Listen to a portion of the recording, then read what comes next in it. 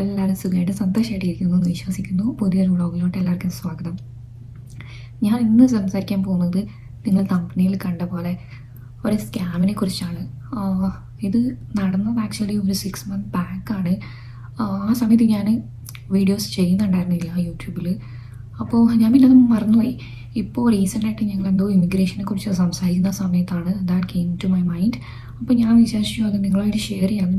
Because നമ്മൾ ഒരിക്കലും പ്രതീക്ഷിക്കാത്ത രീതിയിൽ അല്ലെങ്കിൽ പ്രതീക്ഷിക്കാത്ത ആൾക്കാരുടെ അടുത്തുനിന്നായിരിക്കും ഇതൊക്കെ സംഭവിക്കുന്നത്. പുറത്ത് രാജ്യത്ത് പോവുക, നല്ലൊരു ജീവിതം ഉണ്ടാവുക എന്നുള്ളത് എല്ലാവരുടെയും ഒരു വിഷയമായിരിക്കും. ചിലർക്ക് സാധിക്കും, ചിലർക്കത് നടക്കില്ല. അപ്പോൾ അതിന് വേണ്ടിയിട്ട് പലരും പല രീതിയിലും ട്രൈ ചെയ്യുമല്ലേ. നമുക്ക് ഒരാൾ ഓഫർ ചെയ്യുന്നത് ഇങ്ങനെയാണ് അങ്ങനെയാണെന്ന് പറയുമ്പോൾ okay, if that is affordable, നമ്മളപ്പോൾ ഓക്കെ ഒരു കൈ നോക്കാം എന്നുള്ള രീതിയിൽ കിട്ടിയാൽ നമുക്ക് രക്ഷപ്പെട്ടു പോകുമല്ലോ, ജീവിതം മെച്ചപ്പെടാമല്ലോ എന്നുള്ള രീതിയിലാണ് പലരും പല സ്കാമിലും പെട്ടു പോകുന്നത്. സോ ഇതെൻ്റെ ഒരു ഫ്രണ്ടിനാണ് സംഭവിച്ചത്. ആൾ എൻ്റെ കൂടെ എഞ്ചിനീയറിംഗ് പഠിച്ചതായിരുന്നു. ഇപ്പോൾ ആൾ ഖത്തറിലാണുള്ളത്. പുള്ളിയുടെ വൈഫാണെങ്കിൽ നാട്ടിലും. അപ്പോൾ അവർക്ക് രണ്ടുപേർക്കും ഒരുമിച്ച് നിൽക്കാം, എവിടെയെങ്കിലും ജോലി കിട്ടുന്നുണ്ടെങ്കിൽ മൂവ് ഓൺ ചെയ്യാം എന്നുള്ള രീതിയിലാണ് അവർ ഓരോ സ്ഥലം ഇങ്ങനെ നോക്കിയതും. പുള്ളിക്കാരൻ്റെ വൈഫിൻ്റെ ഫാദറിൻ്റെ friend means they are also is also their relative too. അപ്പോൾ അങ്ങനെ ഒരാൾ ഇങ്ങനെ ഒരു ഓപ്ഷൻ ഉണ്ട്, കാനഡയിൽ പോവാം, പുള്ളി തന്നെ എല്ലാം റെഡിയാക്കി കൊടുക്കാം എന്നുള്ള രീതിയിൽ ഇവർ ആക്ച്വലി പ്രൊസീജിയേഴ്സൊക്കെ സ്റ്റാർട്ട് ചെയ്തിട്ടുണ്ടായിരുന്നു. അപ്പോൾ ആ ഒരു സമയത്താണ് ഞാൻ ഇൻസ്റ്റഗ്രാമിൽ ഒരു പോസ്റ്റ് ഇടുന്നത്, സ്റ്റോറിയോ അങ്ങനെ എന്തോ ഇട്ടപ്പോൾ ആൾ ഞാൻ കാനഡയിലാണ്. അപ്പോഴാണ് അവനെ ഓർമ്മ വരുന്നത് ഞാൻ കാനഡയിലുണ്ട് എന്നുള്ളത്. So he message me. അപ്പോൾ ആൾ പറഞ്ഞു ഇങ്ങനെ, എടി ഞാൻ ഇങ്ങോട്ടേക്ക് വരാൻ നോക്കുന്നുണ്ട്, എൻ്റെ ഓൾമോസ്റ്റ് എല്ലാം സെറ്റായി, എനിക്ക് ജോബ് റെഡിയായി.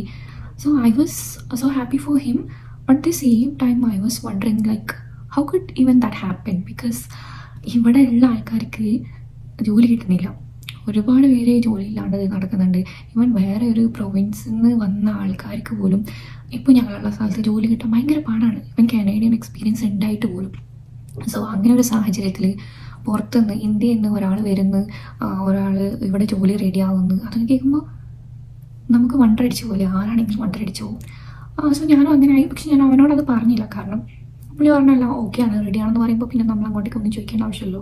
സോ ഞാൻ അങ്ങനെ ഒന്നും ചോദിച്ചിട്ടില്ല.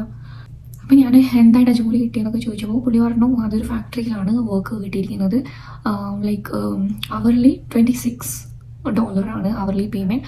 And his wife also got A job as optometrist. So they offered Har around $24. അതായിരുന്നു പുള്ളി പറഞ്ഞത്. I was like wow, this is so good. കാരണം ഇവിടെയുള്ള ബേസിക്കായിട്ട് വർക്ക് ചെയ്യുന്ന ആൾക്കാർക്ക് കിട്ടാത്ത ഒരു പൈസ അവന് കിട്ടുന്നു, എല്ലാം സെറ്റായി എന്ന് പറയുമ്പോൾ നമുക്ക് സന്തോഷമാണ്, നമ്മുടെ ഫ്രണ്ടാണ്. അറ്റ് ദ സെയിം ടൈം ഞാനിങ്ങനെ ചിന്തിക്കുന്നത് അതെങ്ങനെയാണ് റെഡി ആവുക, അതെങ്ങനെയാണ് ശരിയാവുക എന്നൊക്കെ ഞാനിങ്ങനെ ചിന്തിക്കുന്നുണ്ട്. പക്ഷേ I didn't share with him. അപ്പോൾ ഞാനും എൻ്റെ ഹസ്ബൻഡ് കാറിൽ പോയിക്കൊണ്ടിരിക്കുന്ന സമയത്തായിരുന്നു ഈ ചാറ്റ് കൺവേഴ്സേഷൻ നടന്നുകൊണ്ടിരിക്കുന്നത്. So I shared that what he told to my husband. അങ്ങനെ എൻ്റെ ഹസ്ബൻഡോട് പറഞ്ഞപ്പോഴത്തേക്കും ആൾ പറഞ്ഞു അതെങ്ങനെ ശരിയാവും, ഇവിടെ ഉള്ള ആൾക്കാർക്ക് ഇത് ജോലി കിട്ടുന്നില്ലല്ലോ, അതെന്താ സംഭവം എന്നാലോചിച്ചു. നമ്മൾ ആരും ഇത് എന്താ സ്കാമാണെന്നും ആലോചിക്കുന്നില്ലല്ലോ. പിന്നെ അപ്പോൾ പുള്ളി ഇങ്ങനെ പറഞ്ഞപ്പോഴത്തേക്കും ഞാൻ പറഞ്ഞു എടാ എങ്ങനെയാണ് ഇത് ഐഡിയ, നീ IRCC വഴിയാണോ കൊടുത്തത് എന്ന് ചോദിച്ചു. അപ്പോൾ അവൻ പറഞ്ഞു ഇല്ലടി, അത് ഒരു ഫ്രണ്ട് മീൻസ് അവളുടെ ഫാദറിൻ്റെ ഫ്രണ്ടാണ് ഇത് ചെയ്യുന്നത്, അപ്പോൾ പുള്ളി ചെയ്തു തന്നതാണ് അത് എന്ന് പറഞ്ഞു. ഓക്കെ, നമുക്കിപ്പോൾ ഒന്നും പറയാനില്ല. അപ്പം ചോദിച്ചു പറഞ്ഞു മേ ബി LMIA വഴിയായിരിക്കും എന്ന് നമ്മൾ വിചാരിച്ചു. പിന്നെ അവൻ പറഞ്ഞു ഞങ്ങൾ രണ്ടുപേരും ഒരുമിച്ച് നിൽക്കണം, അപ്പോൾ അടുത്തടുത്തുള്ള സ്ഥലങ്ങളിൽ വേണമെന്ന് ഞങ്ങൾ പറഞ്ഞായിരുന്നു, അപ്പോൾ അത് അവർ റെഡിയാക്കി തന്നു. അപ്പോഴും ഞാൻ ഇതൊക്കെ എന്താ ഒരേ സ്ഥലത്ത് ജോബ് റെഡിയാവുന്നു എന്നുള്ളത്. അതും കഴിഞ്ഞിട്ട് ഓക്കെ വിട്ടേക്ക് എന്നുള്ള രീതിയിലാണ്. പിന്നെ അതിനെക്കുറിച്ച് അങ്ങനെയൊന്നും ചോദിച്ചിട്ടില്ല. പിന്നെ അത് കഴിഞ്ഞിട്ട് പിറ്റേ ദിവസം അവൻ എനിക്കൊരു സ്ക്രീൻഷോട്ട് അയച്ചു തന്നു. സ്ക്രീൻഷോട്ട് ഒരു വെബ്സൈറ്റിൻ്റെ സ്ക്രീൻഷോട്ടായിരുന്നു. അപ്പോൾ ഞാൻ നോക്കുമ്പോഴത്തേക്കും കറക്റ്റ് ലൈക്ക് ജെനുവിൻ വെബ്സൈറ്റ്, അതിൽ അവരുടെ ഡീറ്റെയിൽസ് ഒക്കെ നമ്മളിപ്പോൾ IRCCയിൽ ഒരു വെബ് ഫോം ക്രിയേറ്റ് ചെയ്യുമ്പോൾ വരുന്ന സംഭവങ്ങളില്ല, അത് സെയിം അതേപോലെ തന്നെ വരുന്ന അവരുടെ പേരൊക്കെ കാണുന്നു. അതിൽ ക്ലിക്ക് ചെയ്യുന്ന നെക്സ്റ്റ് ലിങ്കിലോട്ട് പോകുന്നു. അങ്ങനെയൊക്കെ അതിൽ ഇവൻ ഇങ്ങനെ കാണുന്നുണ്ടായിരുന്നു എന്താ IRCCക്ക് ഡോക്യുമെൻറ്റ്സ് സബ്മിറ്റ് ചെയ്തു, സോ ദേ അപ്ലോഡ്, അങ്ങനത്തെ കുറേ സംഭവങ്ങൾ ഇതിൽ കാണുന്നുണ്ട്. അപ്പോൾ ഞാനും വിചാരിച്ചു മേ ബി ഏജൻറ്റ് ഇത് ചെയ്യുന്നുണ്ട്, ഞങ്ങൾക്ക് അറിയില്ലായിരുന്നു ഇങ്ങനെ ഏജൻറ്റ്മാർ ചെയ്തു കൊടുക്കുന്നത്. അപ്പോൾ അങ്ങനെ ചെയ്തു കൊടുത്തിട്ട് റെഡി ആവുന്നതെന്ന് വിചാരിച്ചു. സോ അത് കഴിഞ്ഞിട്ട് പെട്ടെന്നാണ് ഞാൻ ശ്രദ്ധിക്കുന്നത് ഇവനോട് ഞാൻ ആ പ്രീവിയസ് ഡേ ചോദിച്ചായിരുന്നു എവിടെയാണ് അപ്പോൾ നിങ്ങൾക്ക് കിട്ടിയത്. അവനപ്പോൾ കാനഡയെക്കുറിച്ചൊന്നും അറിയാത്തതുകൊണ്ട് അവൻ പറഞ്ഞു വേണ്ടി എനിക്ക് സ്ഥലത്തിൻ്റെ പേര് അറിയില്ല, എന്നാണെങ്കിൽ രണ്ടുപേർക്ക് ഒരേ സ്ഥലത്ത് തന്നെയാണെന്നാണ് പറഞ്ഞു. 1 hour എനിക്ക് ഡ്രൈവ് ഉണ്ട് ഓഫീസിലോട്ട്, അങ്ങനെയാണ് പറഞ്ഞു. ഓക്കെ, അപ്പോൾ ഇവന് സ്ക്രീൻഷോട്ട് തന്ന സമയത്ത് ഞാൻ നോക്കിയപ്പോഴത്തേക്കും അവന് ഓഫർ ചെയ്തിരിക്കുന്ന ഏതോ ഒരു കമ്പനി, അതെനിക്ക് അറിയില്ല. സോ ആ കമ്പനി ഉള്ളത് ഒൻറ്റാരിയോ പ്രൊവിൻസിലും അവൾക്ക് ഓഫർ ചെയ്തിരിക്കുന്ന ഒരു ഷോപ്പിലാണ് അവൾക്ക് ജോബ് ഓഫർ ചെയ്തിരിക്കുന്നത്. അതിവിടെ ആൽബർട്ട, കാൽഗറി. സോ അപ്പോൾ എനിക്ക് എന്തോ ഒരു ഡൗട്ട് തോന്നി, ഇതൊന്നും ഇങ്ങനെ വന്നത്, കാരണം ഒൻറ്റാരിയോ ആൽബർട്ട ഇത് രണ്ടും ഇത്രയും ദൂരമുള്ള സ്ഥലങ്ങളാണല്ലോ, പിന്നെ ഇങ്ങനെ ഇത് അടുത്തെന്ന് പറയുന്നത്. അപ്പോൾ ഞാൻ അവനോട് പറഞ്ഞു എന്തോ മിസ്റ്റേക്ക് ഉണ്ടടാ, ഇവൾക്ക് കിട്ടിയിരിക്കുന്നത് ഇവിടെയാണെന്ന് പറഞ്ഞു. അപ്പോൾ അവൻ പറഞ്ഞു ഇവരിപ്പോൾ 1 lakh പേ ചെയ്യാൻ പറഞ്ഞിട്ടുണ്ട് എന്ന് പറഞ്ഞു. അപ്പോൾ ഞാൻ പറഞ്ഞു നീ വെയിറ്റ് ചെയ്യേ, ഇത് നിനക്ക് അറിയുന്ന ആൾ തന്നെയാണോ? അപ്പോൾ അവൻ പറഞ്ഞു അതെ, അവളുടെ ഫാദറിൻ്റെ ഇങ്ങനെയാണ്, അപ്പോൾ കുഴപ്പമൊന്നും ഉണ്ടാവില്ലടി എന്നൊക്കെ പറഞ്ഞിട്ട് ആളിങ്ങനെ പറഞ്ഞു. സോ അങ്ങനെ പറയുമ്പോൾ നമുക്കും ഇല്ല ഇത് സ്കാമാണെന്ന് ഡയറക്റ്റ്ലി എടുത്ത് പറയാൻ പറ്റില്ലല്ലോ, കാരണം അത്രയും ട്രസ്റ്റ് വർത്തി ആയിട്ടുള്ള ഒരാൾ ചെയ്തു കൊടുക്കുന്നതാണെന്ന് പറയുമ്പോൾ നമുക്ക് അതിൽ കയറിയിട്ടൊന്നും പറയാൻ പറ്റില്ല. സോ ഞാൻ എൻ്റെ തോട്ട് ഷെയർ ചെയ്തപ്പോഴത്തേക്കും എൻ്റെ ഫ്രണ്ട് ഹി വാസ് ലൈക്ക് എടി എനിക്ക് ഇപ്പോൾ നിങ്ങൾ പറഞ്ഞിട്ട് ഇങ്ങനെ തോന്നുന്നുണ്ട്, പക്ഷെ തെളിവൊന്നും ഇല്ലാണ്ട് എനിക്ക് പറയാൻ പറ്റില്ല അവളുടെ വീട്ടിൽ, ബിക്കോസ് അവളുടെ വീട്ടുകാർ ആയിട്ട് ചെയ്യുന്ന കാര്യമാണ്. ഞാനായിട്ട് ഇപ്പം എന്ത് പറയാനാന്നുള്ളൊരു ക്വസ്റ്റ്യൻ മാർക്കായിരുന്നു അവൻ്റെ കയ്യിലുണ്ടായിരുന്നത്. പിന്നെ അതും കഴിഞ്ഞു, അന്നത്തെ ദിവസവും കഴിഞ്ഞു. സോ നമ്മളെ ഈ കൺവേഴ്സേഷൻ ഇങ്ങനെ 2ാമത്തെ ദിവസമായി 3ാമത്തെ ദിവസമായി. അപ്പോൾ എൻ്റെ ഹസ്ബൻഡ് വീട്ടിലുണ്ടായിരുന്നു, ലീവിൻ്റെ ദിവസം അങ്ങനെ എന്തായിരുന്നു, പുള്ളി വീട്ടിലുണ്ടായിരുന്നു. ആ ഒരു സമയത്താണ് വീണ്ടും എൻ്റെ ഫ്രണ്ട് ഇങ്ങനെ മെസ്സേജ് അയക്കുന്നത്, ഡി 1 lakh പേ ചെയ്യണം, ഇപ്പോൾ എന്താ ചെയ്യേണ്ടതെന്ന് എനിക്കറിയില്ല, അവരിങ്ങനെ പറഞ്ഞുകൊണ്ടിരിക്കുകയെന്ന് പറഞ്ഞു. ചെയ്യണോ ചെയ്യണ്ടയോ അങ്ങനെയുള്ളൊരു കൺഫ്യൂഷനിലാന്ന് പറഞ്ഞു. ഞാൻ ആദ്യം ഷെയർ ചെയ്തപ്പോഴത്തേക്കും പുള്ളി പറഞ്ഞു ഇതെന്താണെങ്കിൽ ഉടായ്പാണ്, കാരണം അങ്ങനെ ഒരു ചാൻസസ് തീരെ കുറവാണ്, കാരണം ഇവിടെയുള്ള ആൾക്കാർക്ക് ജോലി കിട്ടുന്നത്, പിന്നെ എന്തെങ്കിലും നാട്ടിലുള്ള ആൾക്കാരെ കൊണ്ടുവന്നിട്ട് അവർക്ക് ജോലി കൊടുക്കേണ്ട ആവശ്യം, കാരണം ഇവിടെയുള്ള ആൾക്കാർക്ക് കൊടുക്കാൻ ജോലി ഇല്ല ഒരിക്കലും എന്ന് പറഞ്ഞു. അപ്പോൾ പുള്ളി പറഞ്ഞു ഇങ്ങനെ ഡിസിഷൻ എടുക്കണം, എന്താ ചെയ്യേണ്ടതെന്ന് അറിയില്ല എന്ന് പറഞ്ഞപ്പോൾ എൻ്റെ ഹസ്ബൻഡ് പറഞ്ഞു ഓക്കെ ഇതിപ്പോൾ ഞാൻ തീർത്തുതരാം. അപ്പോൾ അവരുടെ ഈ ഒരു വെബ്സൈറ്റിൻ്റെ ഒരു ലിങ്ക് അയച്ചു എന്ന് പറഞ്ഞു, ലിങ്ക് അല്ല സ്ക്രീൻഷോട്ട്. അപ്പോൾ അതിൽ അവൾക്ക് കിട്ടിയ സ്ഥലത്തിൻ്റെ അഡ്രസ്സ് ഉണ്ടായിരുന്നു. ഇവന് കിട്ടിയ ഈ കമ്പനിയുടെ ഇത് ഞങ്ങൾ അടിച്ചു നോക്കിയപ്പോഴത്തേക്കും ഇതൊക്കെ കാണുന്നുണ്ട്, പക്ഷേ ആ കമ്പനി കണ്ടപ്പോൾ നമുക്ക് ഇത് ഫേക്ക് ആണോ എന്നൊരു വെബ്സൈറ്റ് കയറിയപ്പോൾ നമുക്കൊരു ഡൗട്ട് ഉണ്ടായിരുന്നു. So we didn't contact dum. So my husband thought of contacting ഇവിടുത്തെ കാൽഗറിയിലത്തെ ആ ഒരു സ്റ്റോറിനെ കോൺടാക്ട് ചെയ്യാമെന്ന് തീരുമാനിച്ചു പുള്ളി. എന്നിട്ട് എന്നോട് പറഞ്ഞു നീ റെക്കോർഡ് ചെയ്യും വാട്സാപ്പിൽ, വോയിസ് റെക്കോർഡ് ചെയ്തിട്ട് നമുക്ക് അവന് സെൻഡ് ചെയ്ത് കൊടുക്കാം എന്ന് പറഞ്ഞു. അപ്പോൾ എൻ്റെ ഹസ്ബൻഡ് വിളിച്ചിട്ട് ഇങ്ങനെ പറഞ്ഞു എൻ്റെ ഒരു ഫ്രണ്ട് നാട്ടിലാണുള്ളത് പുള്ളി, അപ്പോൾ നിങ്ങളുടെ കമ്പനിയിൽ അല്ലെങ്കിൽ നിങ്ങളുടെ സ്റ്റോറിൽ അവന് ജോലി ഓഫർ ചെയ്തിട്ട് ഇങ്ങനെ ഒരു ഏജൻറ്റ് അവൻ്റെ കയ്യിൽ നിന്ന് പൈസ മേടിക്കുന്നുണ്ട്, അപ്പോൾ അത് ജെന്യുവിൻ ആണോ, ഇങ്ങനെ ഒരു ജോബ് ഓഫർ ഉണ്ടോയെന്ന്.